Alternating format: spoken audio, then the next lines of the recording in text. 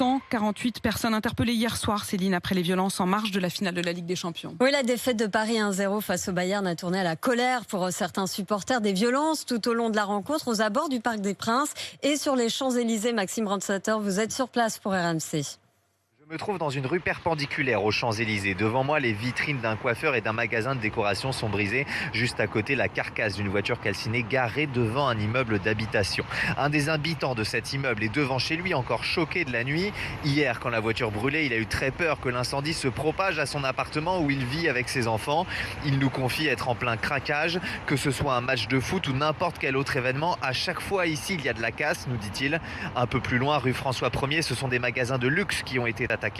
Les vitrines brisées, une bijouterie a été pillée. Peu de temps après la fin du match, des jeunes venus en découdre ont été repoussés des Champs-Élysées par les forces de l'ordre. Ils se sont donc rabattus dans ces rues à proximité, ont incendié des voitures, brisé des vitrines.